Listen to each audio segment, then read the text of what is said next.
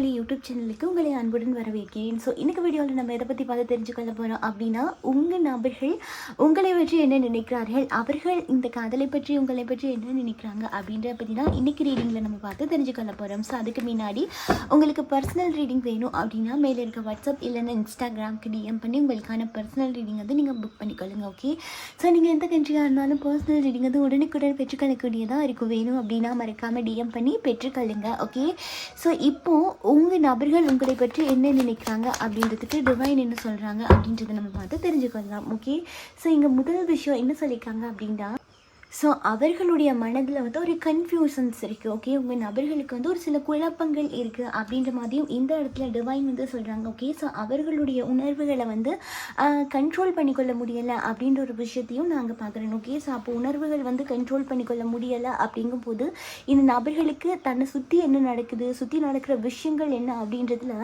ஒரு தெளிவில்லாமல் கூட இருக்குது அப்படின்ற மாதிரியே சொல்கிறாங்க. ஓகே, ஸோ இங்கே பார்க்கும்போது அவர்கள் உங்களை நினைக்கிறாங்களா அப்படின்னு கேட்கும்போது இந்த நபர்களுக்கு ரெண்டு மனசு இருக்கலாம், மிக்சிங் ஃபீலிங் இருக்குது. ஓகே, ஸோ அதே மாதிரி வேணும் அப்படின்ற எண்ணமும் இருக்குது, வேண்டாம் அப்படின்ற எண்ணமும் இருக்குது. அப்போது இவர்களுடைய மனதிலேயே அந்த நிறைய கன்ஃபியூஷன் போய் கொண்டிருக்கு. இது வேணுமா வேண்டாமா அப்படின்ற குழப்பமாக இருக்கிறதுக்கான சான்சஸ் கூட இருக்குது.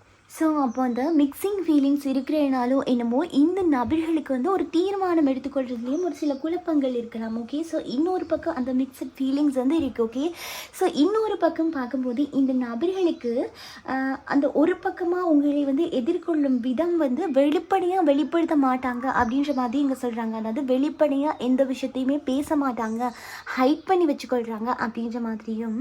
ஸோ அவங்களுடைய மனசு ஒரு விஷயம் பேசுது அப்படின்னா கூட அந்த பேசக்கூடிய விஷயம் என்ன அப்படின்றத வெளிப்படையாக அந்த நபர்களால் எடுத்துக்கொள்ளவும் முடியலை, அதுக்கான ஒரு தீர்மானமும் எடுத்துக்கொள்ள முடியலை அப்படின்றாங்க. அதே மாதிரி உங்கள் ரெண்டு பேர்த்துக்குள்ளே நடந்த பிரச்சனைகளை கையாளுறதுல சில தடுமாற்றங்களை ஏற்படுத்துது அப்படின்ற மாதிரியும் இருக்குது. உங்கள் நபர்களுக்கு மன அழுத்தம் வந்து இருக்கலாம். ஓகே, ஸோ மன அழுத்தத்தோடு சேர்த்து மன குழப்பமும் அதிகமாக இருக்குது அப்படின்ற மாதிரி இருக்குது. இந்த சைட்லேருந்து பார்க்கும்போது உங்கள் நபர்களுக்கு ஒரு மனசாட்சி இல்லாமல் இருக்கிற மாதிரியே ஃபீலிங்ஸ் கொடுத்துருக்கும் உங்கள் நபர்களை பற்றி பார்க்கும்போது. ஏன்னா அந்த நபர்கள் வந்து அப்படி தான் இருக்காங்க. ஒரு சில சந்தேகம் அதிகமாக இருக்குது, நம்பிக்கை குறைவு, உங்கள் காதலில் இருக்கக்கூடிய நம்பிக்கை குறைவு, உங்கள் மேலே இருக்கக்கூடிய நம்பிக்கை குறைவு அப்படின்றதும் ரொம்பவே அதிகமாக இருக்குது அப்படின்ற மாதிரியும் இருக்குது. அதே மாதிரி இந்த நபர்கள் உங்ககிட்ட வரமாட்டார் அப்படின்றதும் உங்ககிட்ட பேச மாட்டார் அப்படின்ற மாதிரியும் தான் இருக்குது. ஓகே, ஸோ இந்த மாதிரி விஷயங்கள் உங்களுக்கு கூட தெரிய வந்திருக்கலாம். ஏன்னா அவர்களுடைய செய்கை வந்து உங்களை இப்படி யோசிக்க வச்சிருக்கும். இந்த நபர் என்கிட்ட வரமாட்டார், என்கிட்ட பேச மாட்டார் அப்படின்ற அளவுக்கு யோசிக்க வச்சிருக்கும் அப்படின்ற ஒரு விஷயத்தையும் இங்கே டிவைன் வந்து சொல்கிறாங்க. ஸோ அவங்களுடைய மனசை பார்க்கும்போது அந்த நபர்களுக்கு வந்து ஒரு தெளிவு வேணும். எனக்குன்ற ஒரு தெளிவு கிடைக்கும் பட்சத்தில் நான் உன்கிட்ட வந்து சேர்றேன் அப்படின்ற மாதிரி இருக்குது. ஓகே, தெளிவு இல்லை அப்படின்ற பட்சத்தில் உங்ககிட்ட வர்றதில் கொஞ்சம் தாமதம் எடுத்துக்கொள்கிறேன் அப்படின்ற மாதிரியும் இருக்குது.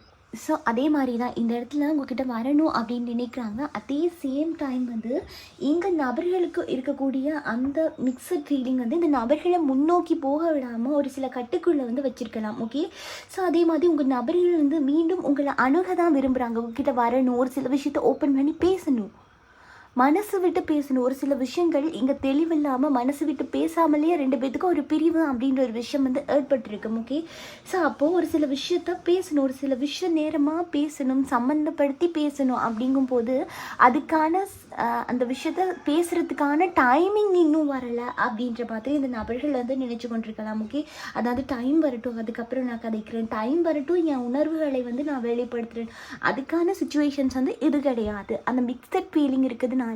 இப்போ என்ன மாதிரி முயற்சி பண்ணாலுமே அது இப்போ ஓகே கிடையாது, கொஞ்சம் டைம் எடுத்துக்கொள்ளணும் அப்படின்ற மாதிரி இந்த நபர்களோட மனசுக்குள்ளே வந்து தோணலாம். ஓகே, ஸோ அதே மாதிரி சிறந்த ஒரு டைமிங்காக நான் வெயிட் பண்ணுறேன், என் மனசுக்குள்ளே உங்ககிட்ட பேசணும் அப்படின்னு இருக்குது, ஆனால் அதையே நான் சிறந்த டைம் வரட்டும் அப்போ நான் ஓப்பன் பண்ணி பேசுகிறேன் அப்படின்ற மாதிரியும் இருக்குது. ஸோ அதே மாதிரி இந்த நபர்களோட மனசுக்குள்ளே வந்து ஒரு சில பயம் இருக்கலாம். அந்த பயம் என்ன பண்ணுது அப்படின்னா, பயமும் ஒரு நடுக்கமும் அப்படின்னு கூட சொல்லலாம். இது அடுத்த ஸ்டெப் எடுத்து வைக்கிறதுலேயே, உங்கள் ரிலேஷன்ஷிப்பில் அடுத்த ஸ்டெப் எடுத்து வைக்கிறதுலேயே மிகப்பெரிய ஒரு பயத்தை இந்த நபர்களுக்கு க்ரியேட் பண்ணி விடுது, மனம் திறந்து பேச முடியாமல் இருக்குது அப்படின்ற மாதிரியும் இங்கே இந்த நபர்களுடைய ஃபீலிங்ஸ் வந்து தற்போது இருக்கக்கூடிய சூழ்நிலைக்கு வந்து இருந்து கொண்டிருக்கு அப்படின்ற ஒரு விஷயத்தையும் இங்கே டிவைன் வந்து சொல்கிறாங்க. ஓகே, ஸோ இந்த இடத்துல என்ன சொல்லியிருக்காங்க அப்படின்னா, 2 பேத்துக்கும் நடுவில் ஒரு பெரிய கேப்பு வந்து விழுந்திருக்கும். ஸோ இந்த கேப் வந்து என்ன பண்ணுது அப்படின்னா, உங்கள் நபர்களுடைய மனதையும் உங்களுடைய மனதையுமே தள்ளி தள்ளி வச்சிருக்கு, தூரமாக வச்சிருக்கு. அப்போது தனிப்பட்ட ரீதியாக பார்க்கும்போது கூட 2 பேத்துக்குமே அந்த எமோஷ்னல் டிஸ்டன்ஸ் வந்து இருந்திருக்கும். அதாவது மனம் திறந்து பேச முடியலை, மனத்தில் இருக்கக்கூடிய வார்த்தைகளை வெளிப்படுத்த முடியலை. ஸோ மனதில் இருக்கக்கூடிய வார்த்தைகளை வெளிப்படுத்த முடியல அப்படின்னு சொல்கிற அளவுக்கு 2 பேத்துக்குமே எமோஷ்னல் டிஸ்டன்ஸ் வந்து ஏற்பட்டிருக்கும் அப்படின்றாங்க. அதாவது ஒருத்தருடைய உணர்வுகளை இன்னொருத்தர் வந்து புரிஞ்சு கொள்ள முடியாமல் இருக்கிறது, இல்லை அவங்க என்ன நினைக்கிறாங்க அப்படின்றதையே உங்களால் யோகிக்க முடியாமல் இருக்கிறது. இப்படியான சுச்சுவேஷன்ஸ் வந்து க்ரியேட் ஆகியிருக்கும் 2 பேத்துக்குள்ளேயும். அவர்களுக்குமே அப்படி தான் இருக்குது. நீங்கள் என்ன நினைக்கிறீங்க அப்படின்றத அவர்களுக்குமே யோகிக்க முடியாமல் இருக்காம். கொஞ்சம் அவர்களுடைய மனநிலையை பார்க்கும்போது இந்த காதலை பற்றி என்னால் யோகிக்க முடியல அப்படின்னு சொல்லியும் கொஞ்சம் பதற்றமாகவும் ரொம்ப ரொம்ப குழப்பமாகவும் இருக்குது. ரொம்ப குழப்பமாக இருக்குது. அவங்களுடைய மனநிலை பார்க்கும்போது ரொம்பவே குழம்பி போன மாதிரி தான் இருக்குது. அதே மாதிரி ஒரு சில விஷயத்தை வந்து ஹேண்டில் பண்ணுறதுலேயே இந்த நபர்களுக்கு ஒரு சில ப்ரெஷர் இருக்கிற மாதிரி இருக்குது. அந்த ப்ரெஷர் வந்து அதிக மனவேதனையை ஏற்படுத்திடுது. அந்த மனவேதனை ஏற்படும் போது இந்த ரிலேஷன்ஷிப் வந்து ஒரு கடினமான ஒரு சுச்சுவேஷனை வந்து எதிர்கொள்ளுது அப்படின்ற மாதிரி ஒரு விஷயத்தையும் நாங்கள் பார்க்குறேன். ஸோ அதே மாதிரி இன்னொரு விஷயமா இருக்கலாம் அதே மாதிரி இன்னொரு விஷயம் இருக்குது. இவர்களுடைய தனிப்பட்ட விருப்பங்கள், தனிப்பட்ட சாய்ஸஸ், இவர்களுக்கு என்ன வேணும் அப்படின்றதுல தனிப்பட்ட ரீதியாகவே நிறைய முடிவுகளையும் நிறைய தீர்மானங்களையும் இந்த நபர்கள் எடுத்து வச்சிருக்கலாம் அல்லது எடுக்கலாம் அப்படின்னு கூட உங்கள் நபர்கள் யோசிச்சு கொண்டிருக்கலாம். ஸோ அப்படி பார்க்கும்போது தன்னோட தனிப்பட்ட தேவைகளை பூர்த்தி செஞ்சு கொள்ளணும் அப்படின்றதுக்காக கூட இப்போதைக்கு உங்களோட சைடில் ஒரு தீர்மானம் எடுக்க முடியல அப்படின்ற மாதிரி இருக்கலாம். ஓகே, தன்னோட தனிப்பட்ட விஷயங்களுக்கு முக்கியத்துவம் கொடுக்குறார்கள் இப்போதைக்கு பார்க்கும்போது.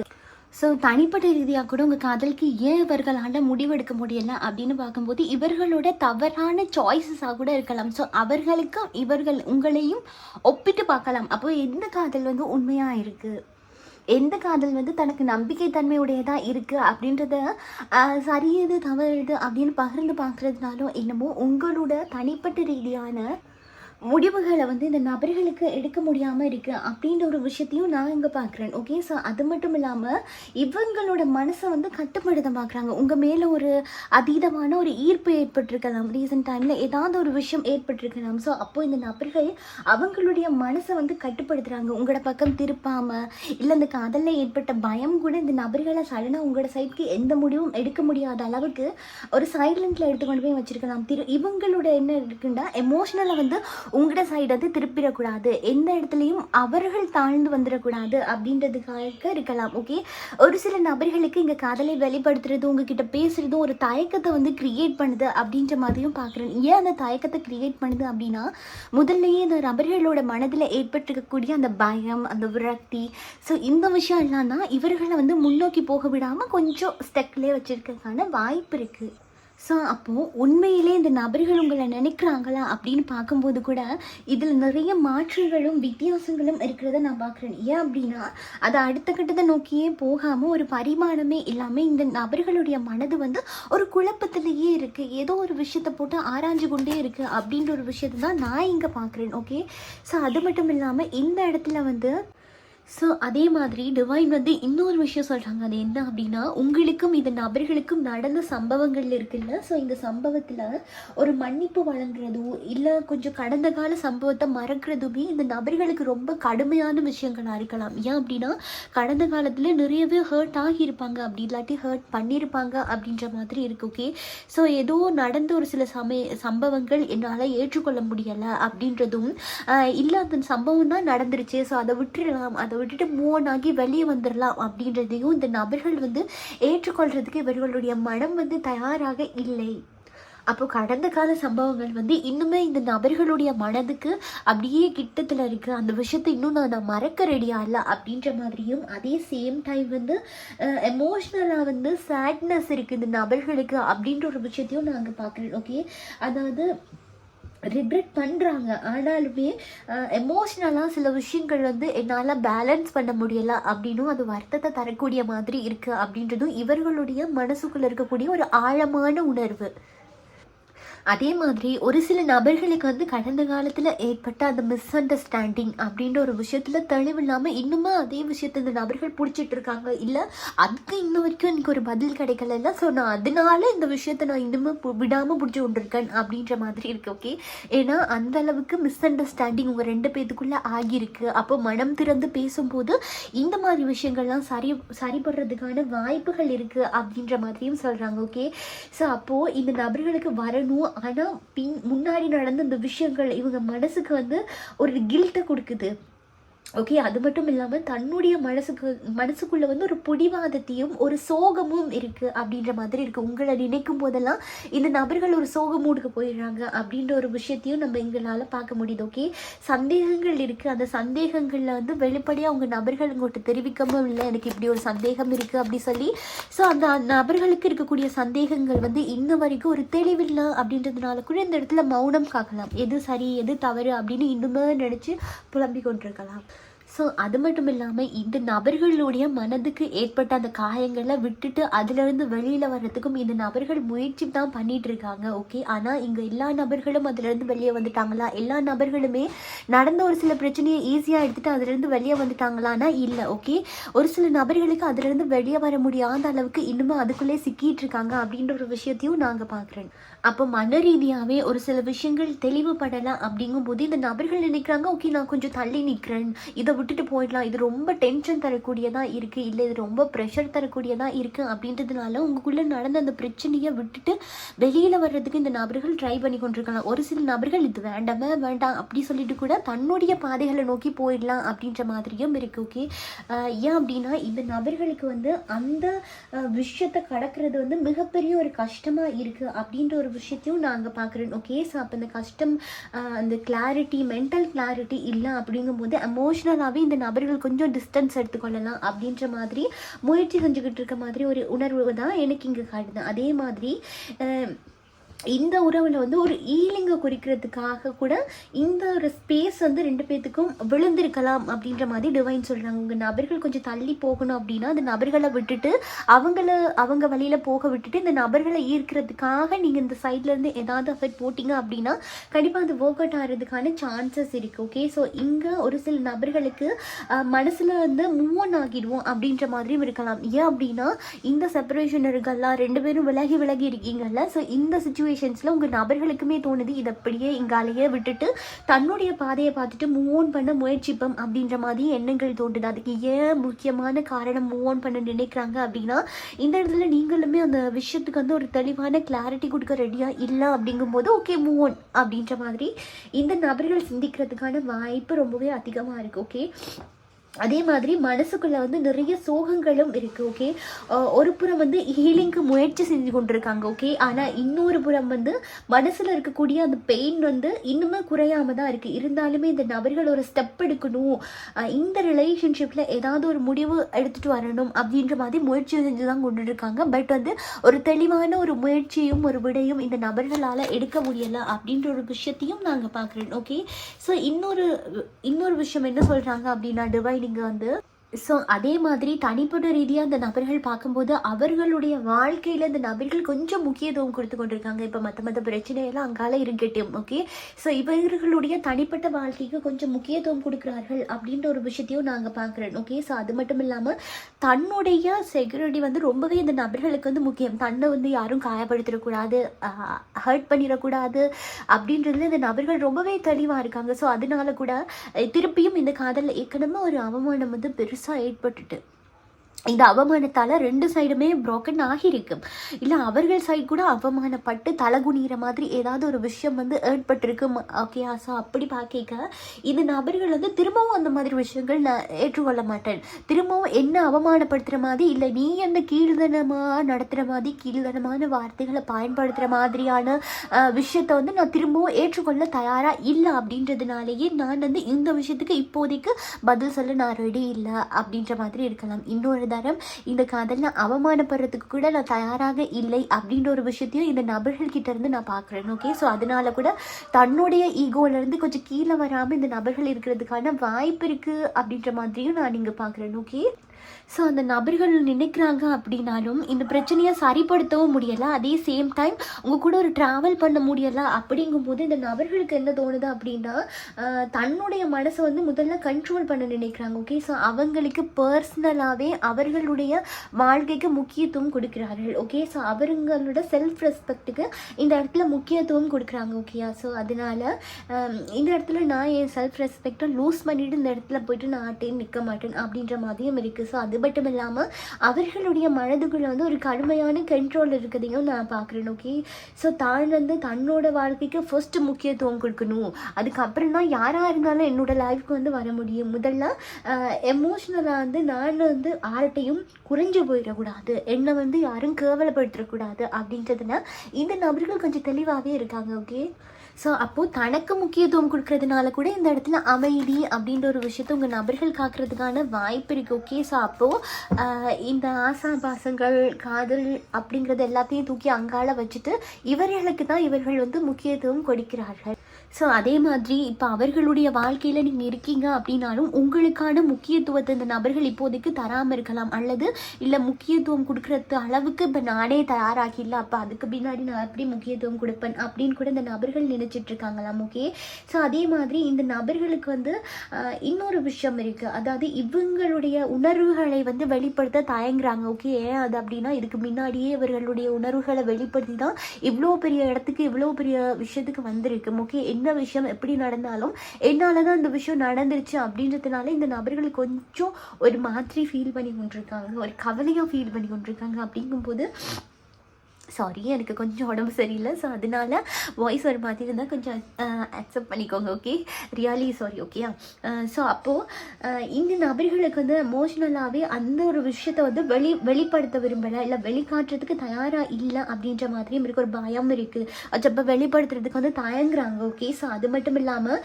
அவங்களுக்கு உங்கள்கிட்ட வர்றதுக்கான அந்த ஸ்ட்ரென்த் இல்லையோ அப்படின்ற மாதிரி இருக்குது. இப்போ என்னன்னா அவங்க மனசுக்குள்ள அவர்களே போட்டு வச்ச கட்டுப்பாடு, அவர்களே நான் அந்த விஷயத்தை மீறிடக்கூடாது, அவர்களே தனக்கு தான் விதிச்ச அந்த விதிகள் எல்லாமே இந்த நபர்களுடைய அன்பையும் ஒரு கண்ட்ரோல்குள்ளே வச்சிடுற மாதிரி எனக்கு இங்கே தெரியுது.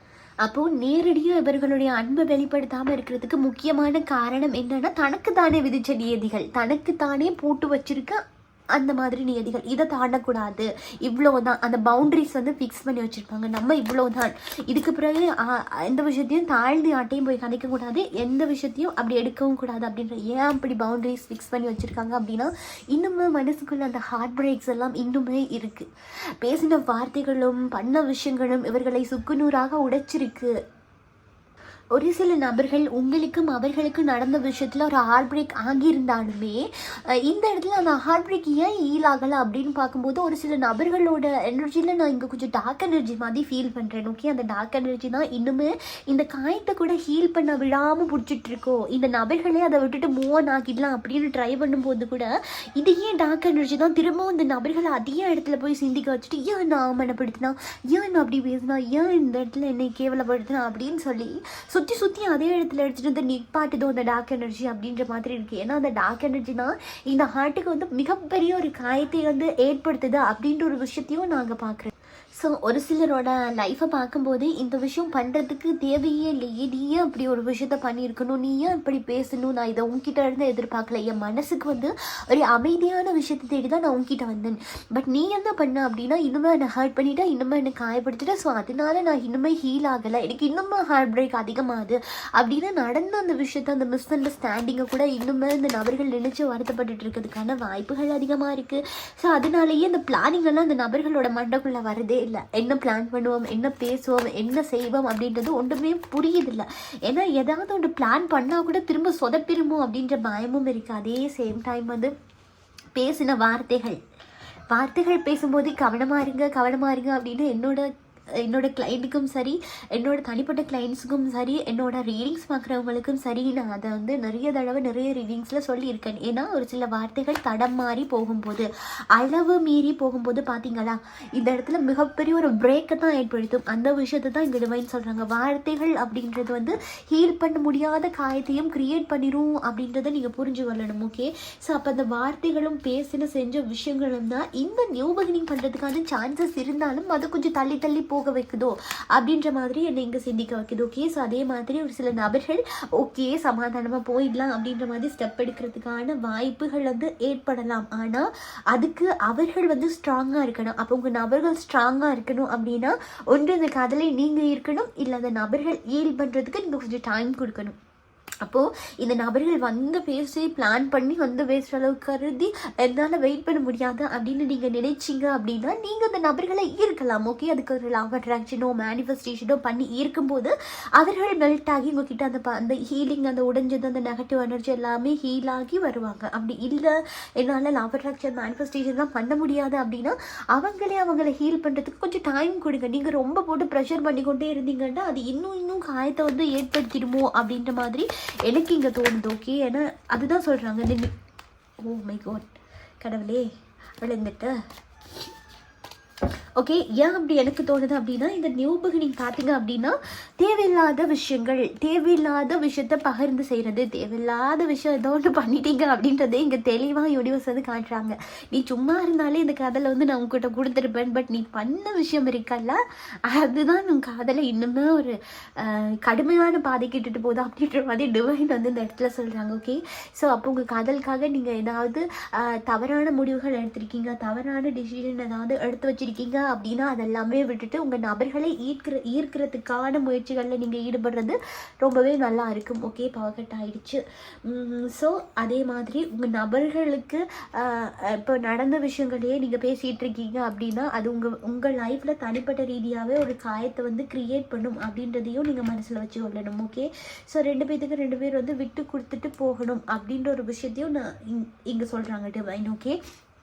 ஓகே, ஏன்னா விட்டு கொடுத்துட்டு போகும்போது தான் சில விஷயங்களை மாற்றி அமைத்து கொள்ள முடியும். நீங்களுமே அந்த விடாப்பிடியாக இருந்தீங்க அப்படின்னா இன்னுமே அது ஒரு வேதனையை தான் ஏற்படுத்தும் அப்படின்ற மாதிரியும் இங்கே சொல்லுது. அப்போது சரியான கைடன்ஸோடு நீங்கள் சரியான முயற்சிகளை எடுக்கிறது நல்லதாக இருக்கும். ஏன்னா இந்த இடத்துல உங்களோட சுச்சுவேஷனை மோசமாக்குறது எனக்கு தெரிஞ்சு உங்களுக்கு கைட் கொடுக்குற யாரோ ஒருத்தராக இருக்கலாம், அல்லது உங்களை நீங்கள் பேசுகிற விஷயத்தில் யாராவது கைட் பண்ணுறவங்க கூட இப்படி நடந்திருக்கலாம், இல்லை சுற்றி நிற்கிற நபர்களை கூட மோசமான ஏதாவது ஒரு ஐடியாவை கொடுத்து இப்படி இன்னுமே அதை கஷ்டமாக்கியிருக்கலாம். நிறைய பேர் அப்படி உணர்ந்திருப்பீங்க.